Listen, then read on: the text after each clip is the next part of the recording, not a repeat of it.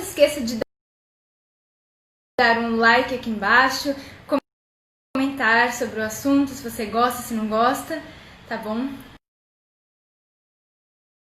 E pra galera que tá entrando na live, eu mando meu beijo, meu oi, meu agradecimento por vocês estarem aqui. Vocês provavelmente já viram aqui o título da live, né?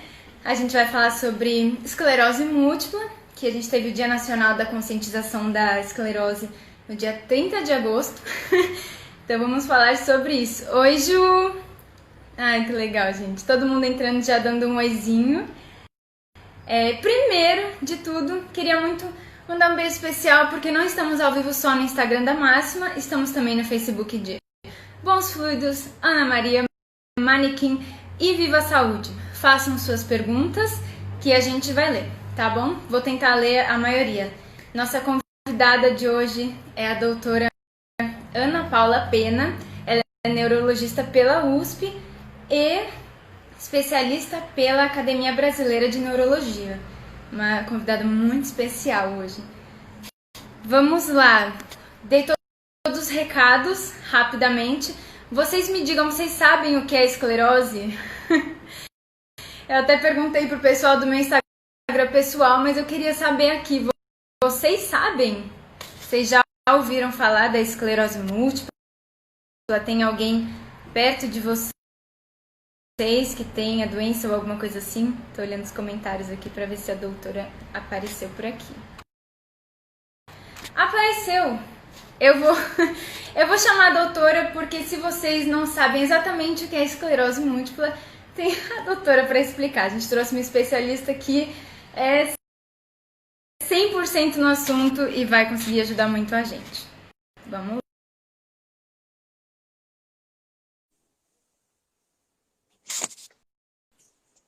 Oi, doutora. Olá, tudo bom, Marina? Que prazer te receber aqui, conversar sobre esse assunto tão importante. Prazer é meu, obrigada pelo convite. Você está me ouvindo bem? Tô ouvindo bem. E até Então perguntar tá para todo mundo, quem puder colocar aqui embaixo já se o som tá tudo bem, se a imagem também tá boa pra gente, né? Exatamente. Mas eu acho que tá tudo bem. Tô ouvindo de boa. Ok. Como você está antes de tudo, doutor? Está tudo bem nesse Graças a dia?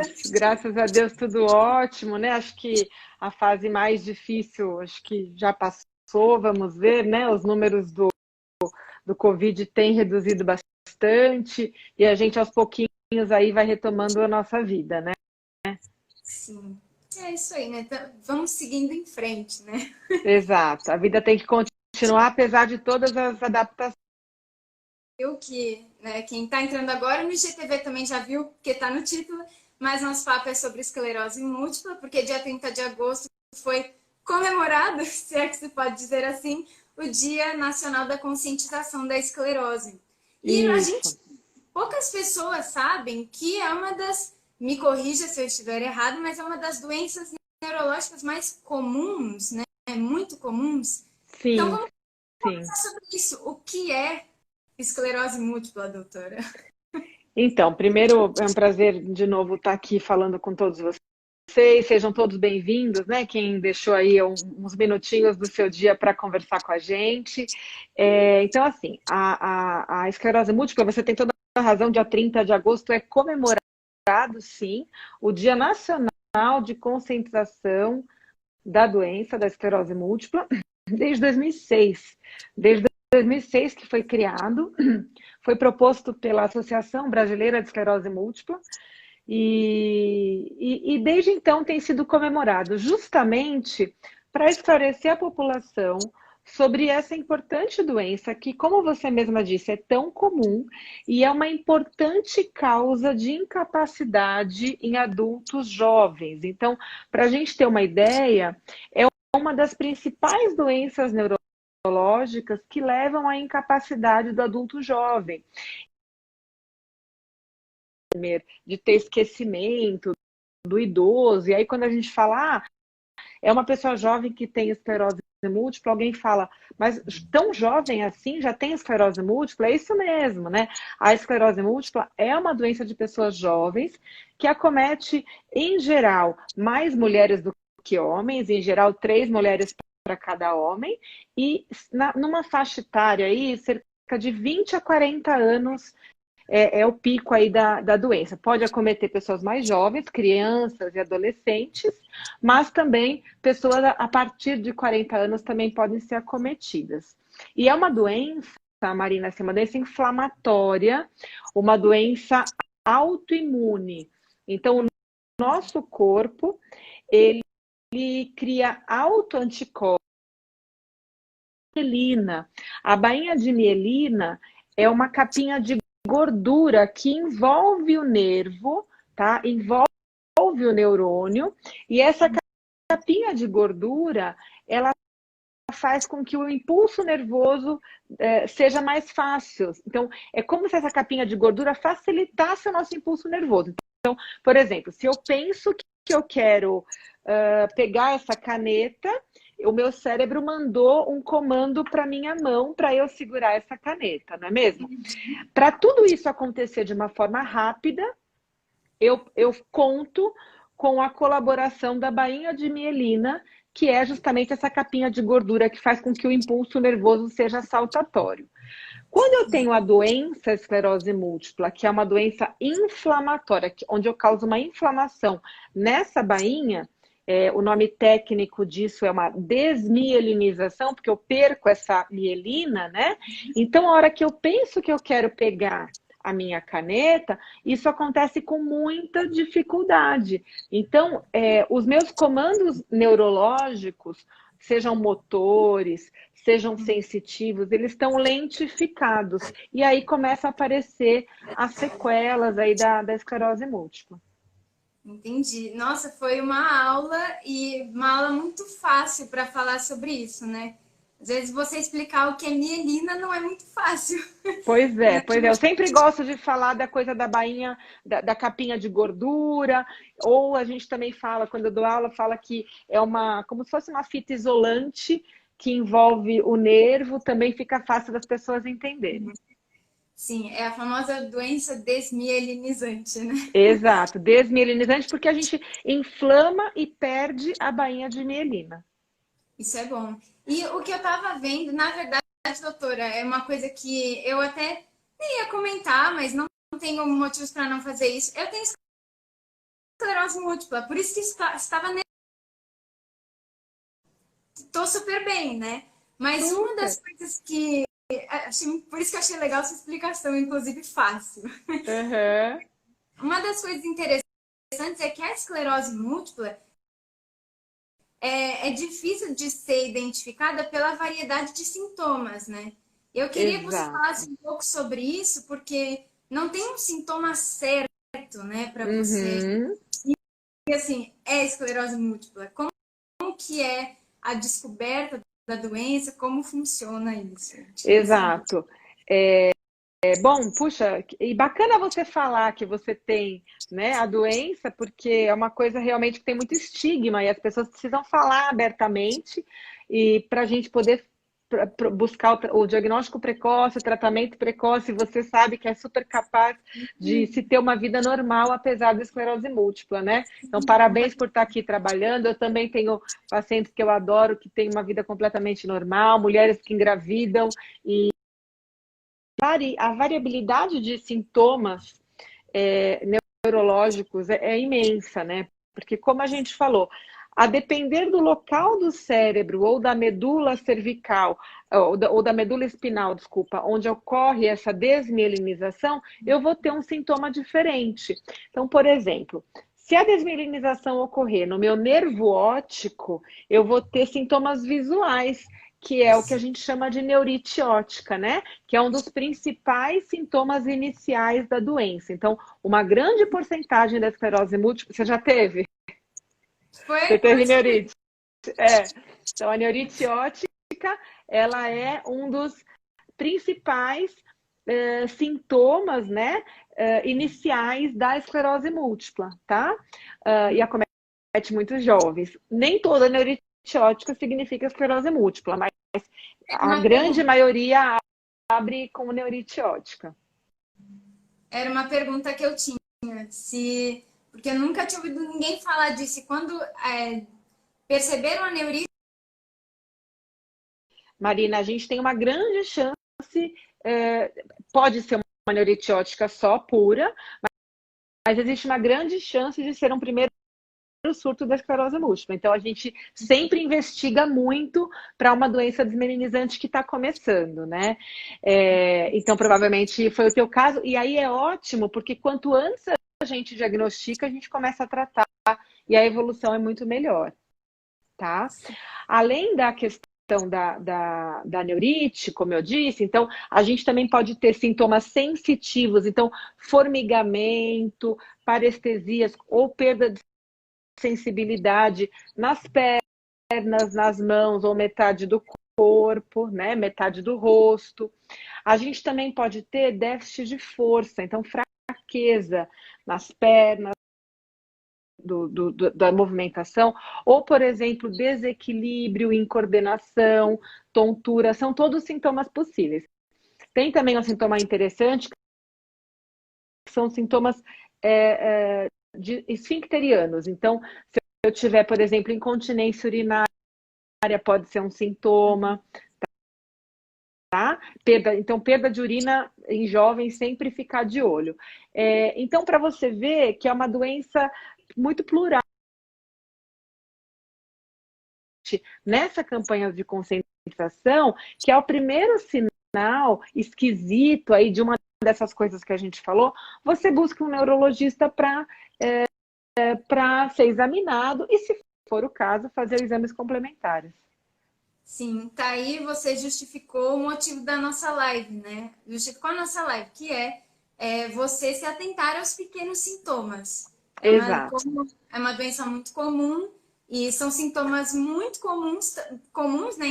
São sintomas que parecem simples, banais, a gente tem que ficar atento. Então, exato. É super importante o diagnóstico precoce, porque assim, Marina, teve que saber que tinha esclerose múltipla, né? Assim como a esclerose múltipla, outras doenças que você não tinha muito o que fazer, então tem pessoas que falam, eu não quero nem fazer exame, né? Para nem correr o risco de descobrir que eu tenho. E a esclerose múltipla fazia parte desse pacote, né? Então, para que eu vou saber que eu tenho esclerose múltipla ou HIV na época se eu não tenho o que fazer? É melhor eu viver feliz, o pessoal pensava, né? Mas aí eu vou falar da minha área da neurologia. A esclerose múltipla é uma das áreas onde que mais tem estudos, que mais tem evoluído em termos de terapêutica. Você, como paciente, deve saber isso, deve estar acompanhando.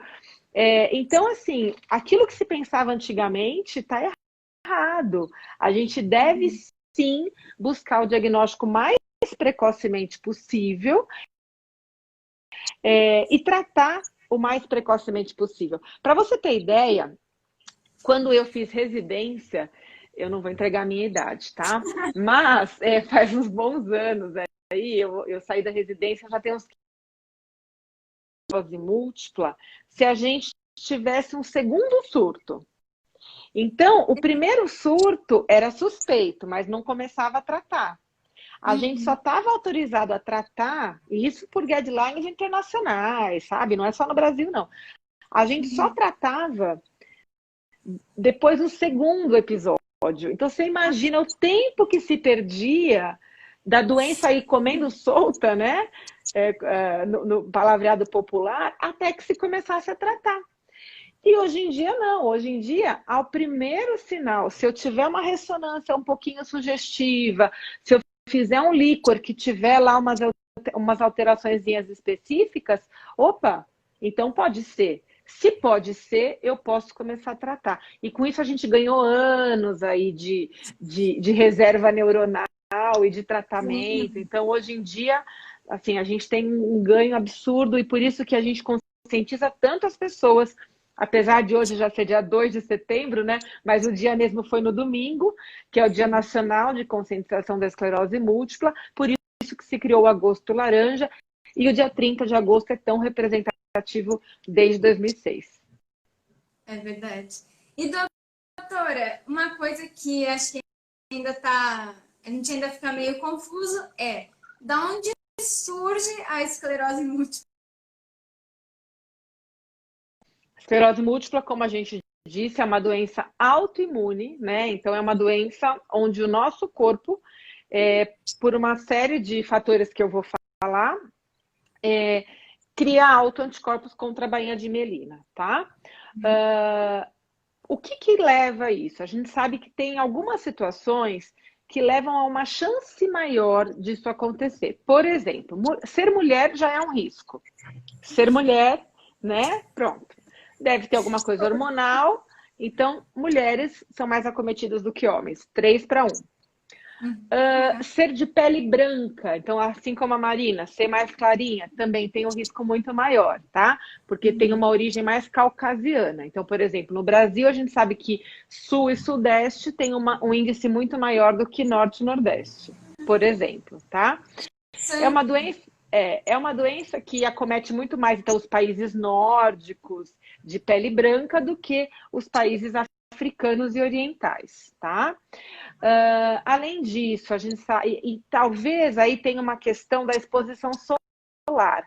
E vem o outro fator de risco, que é baixa exposição solar por deficiência de vitamina D, tá? Então, a gente sabe que baixos índices de vitamina D estão sim associados a esse processo imunológico de inflamação, tá bom? Por isso que quando a gente dosa a vitamina D e ela tá ou no limite ou mais para baixo, a gente sempre tenta manter um pouquinho mais alta na esclerose múltipla, tá bom? Além disso, outros fatores de risco que hoje a gente sabe que antigamente a gente não sabia. A obesidade é um fator de risco que a gente tem trabalhado no agosto laranja. Então, como você pode evitar de ter esclerose múltipla? Por exemplo, a cor da pele não dá para mudar. O lugar onde você vive não dá para mudar, a menos que você pegue suas coisinhas e mude de país. Mas não é tão simples. Agora, por exemplo, a obesidade é um fator de risco modificável. Então, temos sim que manter controle de peso, porque a obesidade, como é uma doença inflamatória, ela aumenta o risco de desenvolvimento da doença, tá? Além da obesidade, o tabagismo é outro fator modificável, tá? O tabagismo tanto está envolvido na gênese da doença, no desenvolvimento da doença, como está envolvido também naquelas pessoas que têm a esclerose múltipla, se ela fuma, ela tem uma chance maior de ter uma evolução ruim ou de ter mais surtos se ela fumar, tá? Outra coisa, algumas infecções virais, principalmente o vírus Epstein-Barr, que é aquele vírus que dá mononucleose, também tem uma associação. Como você perguntou, a hereditariedade, Marina, é um fator assim que não é algo robusto da gente falar, olha, tem uma carga hereditária genética. Alguns irmãos foram gemelares, né? A gente conseguiu se mostrar que tem sim um risco maior de ter a doença. Se um tem, o outro parece que tem também uma chance maior. Mas assim, não é um fator para a gente falar, por exemplo, olha, você tem a doença, não tenha filhos, entendeu? Não. Tem inclusive estudos que falam que não tem relação genética, tá? Então é uma coisa que talvez daqui mais 15 anos a gente possa bater o martelo. Sim, não é fácil. Mas, doutora, sabe uma coisa que o meu médico uma vez me falou? Que a doença autoimune, tanto esclerose quanto outras doenças, né? É o seu anticorpo, né? Seu próprio corpo agindo contra você. E aí ele sempre falava assim, tem você não se aceitar, aí numa parte mais filosófica, o seu anticorpo agindo contra você pode ser você mesmo, né? No pensamento negativo. E até falei hoje no meu Instagram pessoal com os meus seguidores que já sabem da minha condição, até falei assim, que eu ia tentar abordar a questão positiva da esclerose também. Porque quando a gente interpreta isso, quando a gente percebe isso, a gente o paciente da esclerose múltipla tem que mudar os hábitos, né? Então ele tem que ser mais saudável, ele tem que se julgar menos e tal. E eu queria que você falasse como é a vida, como deve ser a vida de um paciente de esclerose múltipla, como é melhor a família lidar com esse paciente, sabe? Se tem alguma coisa assim. Olha, você tocou num assunto super importante, né, Marina? Porque a mudança de estilo de vida é fundamental no enfrentamento da doença, né? E aí, como aqui o Mu Pastorelli colocou, realmente atividade física é fundamental, é super importante nessa coisa de vamos mudar hábitos de vida. Então, vamos lá. Atividade física regular, obrigatória, tá? E aí tem muita gente que começa a fazer o seguinte: a doença mudou a minha vida para melhor. E eu acredito, porque são pessoas que pararam de fumar, emagreceram, passaram a fazer atividade física, pessoas que começaram a fazer psicoterapia e por isso têm um entendimento muito melhor de si mesmo, um menor julgamento, sabe? Pessoas que têm uma resiliência muito maior, que se relacionam com as questões da vida, com os problemas de uma forma muito mais leve, né? Então, são todas questões, não só a esclerose múltipla, mas a esclerose múltipla, vitiligo, lúpus, enfim, qualquer esclerodermia, artrite reumatoide, qualquer doença autoimune. Ela precisa, para o seu enfrentamento, a gente precisa, que eu brinco, adormecer os nossos autoanticorpos, né? A gente precisa deixá-los lá quietinhos. E como que a gente faz isso? A gente faz isso cuidando bem da nossa saúde. Então, os autoanticorpos, eles têm muita relação, já tem uma série de trabalhos que mostram que tem muita relação com o nosso estilo de vida e com a nossa saúde mental. Muita relação, né? Por exemplo, o hábito de dormir pouco, que é uma coisa da minha especialidade, da minha área também, né? Neurologia cuida de distúrbio do sono. Então, assim, quem dorme pouco, quem tem aquela vida maluca de só trabalho e mergulha só no trabalho, na profissão, acha que pode fazer privação de sono, ou às vezes tem uma insônia de muito tempo, vai esticando a corda. Uma pessoa que não tenha uma doença autoimune, talvez ela tolere mais. Agora, uma pessoa que tem uma esclerose múltipla, ela tem uma tolerância menor. E aí isso é bom, porque ela se cuida mais, né? Então, por exemplo, eu não tenho uma doença autoimune, né? Então, o que acontece? Muitas vezes eu estico a corda demais e meu corpo, ele grita de outra forma, né? Ele grita, enfim, por problemas intestinais, por crises de ansiedade, eu já tive crises de pânico, então ele vai para um outro lado. Agora, você, como tem uma doença autoimune, o teu sistema, o teu corpo, ele grita através, talvez, de um surto. Então, a tua corda, ela estica menos, né? Então, é super bem. Quem me segue no Instagram também sabe que eu falo muito sobre isso, falo muito de autocuidado, muito sobre hábitos de vida saudáveis, porque a neurologia e acho que todas as áreas médicas, elas se convergem nesse mesmo ponto, né, Marina? A gente precisa se cuidar bem. E o Agosto Laranja, esse Dia Nacional de Conscientização da Esclerose Múltipla, ele vem para isso também. É verdade.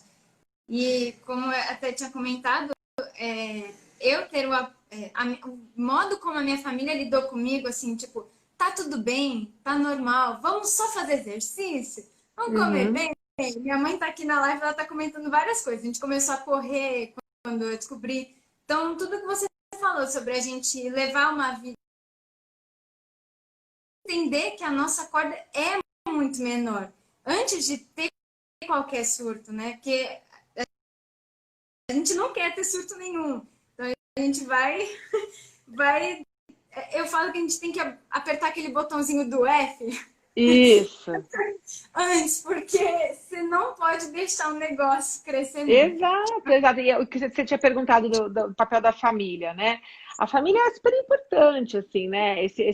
Essa rede de apoio de família, de amigos, e não com um olhar de pena, de nada disso, tá? O paciente com esclerose múltipla é uma pessoa completamente normal, só que tem que se cuidar, né? Tem que se cuidar. Ele não pode esticar a corda demais, como nenhum de nós deveríamos.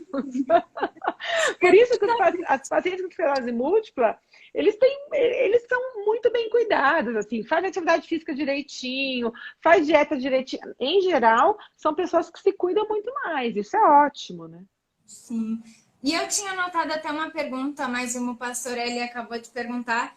Quando a gente fala o termo esclerose, mesmo às vezes a gente esquece do múltipla, algumas pessoas podem confundir com a esclerose lateral amiotrófica. Então, Sim, não é a mesma coisa, né? Qual não, é a não é. diferença entre as duas? Por que Tá, as então duas vamos são lá. esclerose, por exemplo? São doenças bem distintas, não tem nada a ver, tá? A esclerose múltipla é uma doença inflamatória, autoimune e que tem tratamento. Crônica. Então você diagnosticou, a Marina diagnosticou supernovinha e ela vai ter isso a vida toda, tá? A Completamente diferente, é uma doença neurodegenerativa, tá? Onde ocorre como se fosse a morte progressiva, infelizmente, de uma área do neurônio que chama, de uma área do sistema nervoso que chama neurônio motor, tá? Neurônio motor. Então, o que acontece? O corpo não consegue, o cérebro não consegue mais comandar os músculos. Lembra no começo que eu falei, se eu quero pegar uma caneta? Então, vai acontecendo uma paralisia progressiva dos músculos dos braços, das pernas, e conforme a doença vai evoluindo, a falta de ar, porque acomete sobrevida curta, depois do diagnóstico em torno de 2 a 5 anos de sobrevida, infelizmente, raríssimo alguém com ela que vive mais que 5 anos, pode acontecer, mas é muito raro. Então é uma doença completamente diferente e que a gente não tem as opções terapêuticas que a gente tem na esclerose múltipla. Para quem está aqui e não sabe, ela é a doença do Stephen Hawking, né? Para ficar mais fácil para vocês entenderem. Na verdade, assim, existe uma conversa entre os neurologistas, tá? De que ele talvez não tivesse a ela propriamente dita pura, porque ele viveu muitos anos naquela condição, né? Uma variante, tá? Que se chama amiotrofia espinal progressiva e que permitiu que ele vivesse tantos anos daquela forma, tá? Mas de qualquer forma é mais ou menos isso. Mas a ela tem um curso muito mais dramático, de muito menos tempo de sobrevida, enfim, é uma doença completamente dramática. Entendi.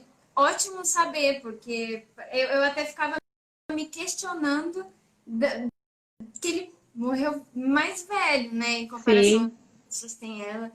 Enfim, obrigada. Imagina. O que eu queria saber agora é o que acho que muitas pessoas, talvez parentes que têm parentes com esclerose múltipla, até os pacientes que estão aqui ou podem ver essa live, é se tem algum, agora adequando o assunto a essa pandemia, né? Se esclerose múltipla e Covid tem alguma relação, se os pacientes têm que Uhum. ter um cuidado a mais ou não. Acho Então, que a gente tem, você sabe, né, Marina, várias opções terapêuticas, né? Então, como eu disse, lá atrás a gente não tinha tantas, a gente só tinha o interferon e o glatiramer, mas que são injetáveis, né? São drogas imunomoduladoras, então vai modulando ali o sistema imunológico, e a gente, porque a esclerose múltipla é uma coisa que a gente não falou, ela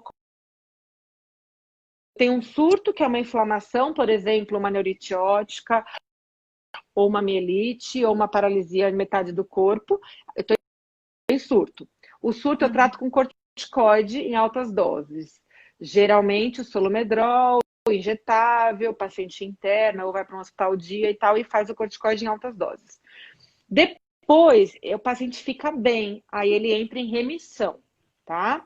E aí, depois de um tempo, ele volta a ter outro surto. Ou talvez não volte, se ele estiver muito bem medicado, a gente torce para não voltar. Mas a história natural da doença é essa. Entre os surtos, então, como eu falei, no surto a gente usa corticoide.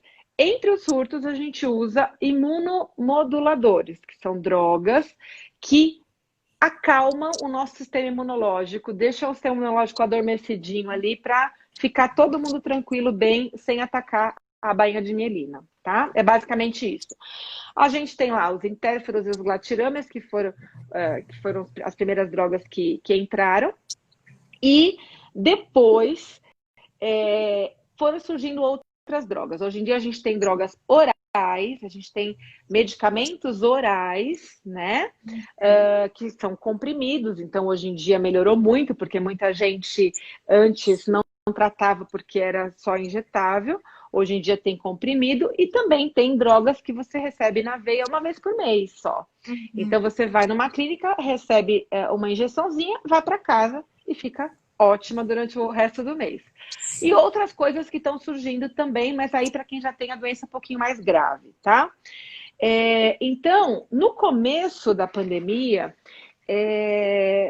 todo mundo se questionou se essas drogas, por reduzirem aí a nossa imunidade, apesar de ela não ser imunossupressora, mas elas modulam o nosso sistema imunológico, surgiu essa dúvida se seria talvez um grupo de risco para a Covid, né? Então será que quem tem esclerose múltipla e trata é grupo de risco? E aí surgiram várias recomendações internacionais,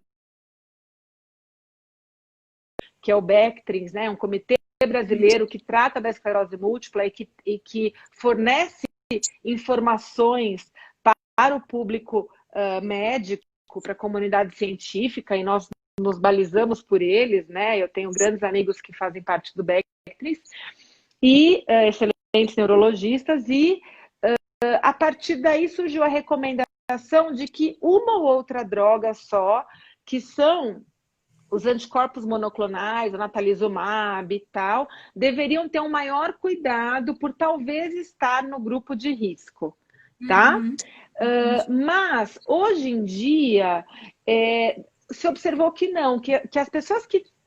Claro, nós estamos no meio de uma pandemia, a gente não tem ainda um número muito grande de pessoas para falar, olha, nós tivemos, então, 1.000 pessoas com esclerose múltipla, que evoluíram assim, e as outras 1.000 sem esclerose múltipla evoluíram assado. Quer dizer, a gente não tem esses estudos, grupo controle, não temos, tá? Mas de uma forma superficial, a impressão é de que as pessoas sem tratamento foi igual. Então não teve aumento no número de complicações, não teve mais óbito, não teve mais nada disso, tá? Isso é ótimo. Eu mesma tinha dúvida, porque também já tinha lido várias coisas sobre isso, né? Eu li que talvez pacientes ai meu Deus, em crise talvez tivessem que tomar mais cuidado, mas ainda não tinha muita certeza. Então, basicamente, a gente continua vivendo, se cuidando, ficando em casa, né? E é isso. E, doutora, o que eu queria saber para finalizar, não, para finalizar ainda não, a gente tem tempo. Como você falou desse tratamento, mas tem terapias, eu acho que o nome é terapia alternativa, eu sempre fico na dúvida. Tem as terapias alternativas, elas são apoiadas pela neurologia ou não? Eu fico pensando, por exemplo, acupuntura, algumas coisas assim, esses que podem auxiliar o paciente na trajetória da esclerose. Assim. Sim, é importante a gente falar e abordar esse tema, né? A acupuntura, sim, ajuda muito, ajuda demais, e tem o reconhecimento da comunidade científica da neurologia, tá? outras terapias como... É que a gente não... Seriam práticas, não terapias, mas, por exemplo, as práticas meditativas, né? A meditação tem um papel super importante na questão de controlar o nosso sistema imunológico, assim como a prática de atividade física. A psicoterapia também, tá? Tem um papel super importante, fundamental. As terapias não alternativas, mas complementares, né? Porque o tratamento da esclerose múltipla, ele não é só do médico, não é o médico, você sabe, porque você vai lá, você não é tomar remédio e vai embora e volta daqui 3 meses, não é nada disso. Você tem que ter um suporte, um tratamento multidisciplinar. Então, você tem que ter um suporte, muitas vezes, de um fisioterapeuta. Se você já teve um acometimento da região aqui da deglutição, da fala, você precisa de um acompanhamento do fonoaudiólogo, né? Dependendo do grau de acometimento, talvez você precise de um terapeuta ocupacional para de mais tempo, quando a gente não tinha esse tanto de oportunidades de terapêutica, tinha muita sequela. Então, a terapia ocupacional tem um papel super importante, tá? Enfim, a gente tem, por exemplo, reiki, massagem, acupuntura, como a gente já disse. Tem uma coisa que eu acho que é importante a gente tocar no assunto, que é o tratamento com altas doses de vitamina D. Você já deve ter lido a respeito, é super controverso, tá? E uma coisa que eu queria deixar clara aqui para você, não sei se a live vai ficar salva, enfim, mas para quem for... nível um pouco mais alto de vitamina D é bacana, é legal, é comprovado que tem um papel na esclerose múltipla, desde que você mantenha o tratamento com as drogas que modificam a evolução da doença. Essas drogas todas que a gente já disse. Agora, tem um grupo aí, tem umas pessoas que propõem uns tratamentos alternativos onde você para completamente as drogas que você usa e você... Marina, não é reconhecido por nenhum órgão regulatório aqui no Brasil e nem fora do Brasil, tá? Conselho Federal de Medicina, Academia Brasileira de Neurologia, Associação Médica Brasileira, nenhuma dessas organizações reconhecem essa terapia, tá? E nós estamos numa era da medicina baseada em evidência, ou seja, eu não posso, Ana Paula, achar que, sei lá, que se todo mundo usar essa caneta preta, vai reduzir o risco de Alzheimer. Eu não posso, então, orientar e prescrever caneta preta para todo mundo, baseado no que eu acho. Eu tenho que seguir evidências científicas comprovadas por estudos duplo cego, randomizados. Acho que todo mundo entendeu um pouco o que é medicina baseada em evidência na história aí da cloroquina, ivermectina, que mobilizou todo o país, né? Com certeza. E a vitamina D em altas doses é isso, tá? Não existe hoje comprovação científica do uso dessas altas doses de vitamina D para a esclerose múltipla. E você pode ter ainda um efeito deletério, um efeito prejudicial. Então, não façam isso em hipótese alguma.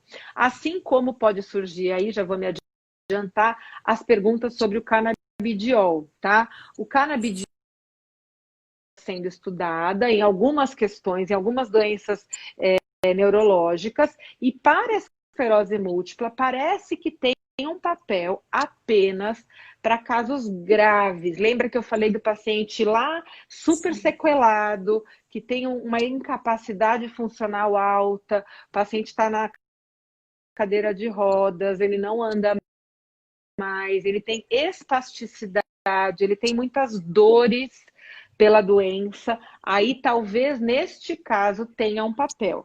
Agora a Marina, que está aqui linda, falando com a gente, fazendo a live, que faz o seu tratamento, querer vir trocar para canabidiol, não existe isso também. Uns anos, né, tem se falado bastante sobre o canabidiol e acho até importante pontuar sobre isso. E aqui a Viviane até falou que toma 10 mil unidades de vitamina D por semana E a doutora Ana Paula até falou que a vitamina D auxilia, sim, desde que, né, combinada com o Com o tratamento. tratamento, exatamente, exatamente. E desde que essa dose, Viviane, seja boa para que você mantenha o seu nível de vitamina D entre 40 e 50, tá? Não tem indicação, por exemplo, de se manter uma vitamina D num nível absurdo, porque isso pode ter, inclusive, comprometimento renal. Uhum. A Josinha, eu tô lendo agora os comentários que estavam passando. A Josinha perguntou se essa doença é a da Claudinha Rodrigues. É sim, né? Sim, Da sim. humorista. Essa é essa doença mesmo. Complicadíssimo. Pois é. Muitas pessoas falaram o quanto você explicou de maneira fácil, doutora, porque realmente é um assunto que às vezes pode confundir, mas é muito bom a gente falar dele assim. O Feu Balbino, a Fê Uhum. Balbino, acho que é, perguntou se a aromaterapia com óleos essenciais puros é indicada ou não. Olha, eu desconheço se há algum trabalho a respeito, mas eu particularmente adoro aromaterapia, óleos essenciais, então assim, eu não vejo por que não usar, tá? Em termos de estudos científicos eu desconheço, mas não tem por que não usar, então não contraindico, não. Acho que tem, vamos usar sim. Faz bem, não faz mal, Exato, teoricamente. Então, exato. deixar esse espaço agora, a gente está quase finalizando, para você dar seus últimos. Se você não perguntei alguma coisa específica que você gostaria de falar, para você ficar à vontade, porque esse é o seu espaço, você deu o seu tempo para falar com a gente, então eu queria que você desse seus últimos comentários aí sobre o nosso bate-papo. Muito obrigada, Marina, pela conversa, pelo espaço. Acho que foi bacana. Acho que o papel que a gente tem é esse, é de levar conhecimento, educação para as pessoas em termos de questões médicas, né? Porque hoje em dia a gente coloca no Google lá e acha tanta coisa e fica com a cabeça tão confusa. É importante a gente ter um espaço como esse para poder falar, né? Então, procure um neurologista, né? Hoje em dia muita gente atendendo já presencial, mas os atendimentos online também funcionam. E também queria deixar aqui o meu recado para que as pessoas me sigam no Instagram também, doutora DRA Ana Paula Pena. E aí vocês vão ser super bem-vindos. Se ficou mais alguma dúvida, de repente, é só mandar um direct. Eu respondo para todo mundo, leio todos os comentários. E acho que é isso. Obrigada, Marina, de verdade. Eu estou muito feliz, vou até dar o meu depoimento, estou muito feliz. Como eu disse, esse dia para mim é muito importante, sempre fico muito emocionada, no dia 30 de agosto. Passaram só alguns dias. Eu acho que é uma data importante, eu fico emocionada porque todo mundo precisa saber sobre o assunto. Esse assunto que é importante, que é quem tem esclerose múltipla vai cuidar da mente, vai se tratar da maneira que dá e seguir a vida. Então, acho que basicamente esse é o meu recado, né? Se é que eu posso falar alguma coisa.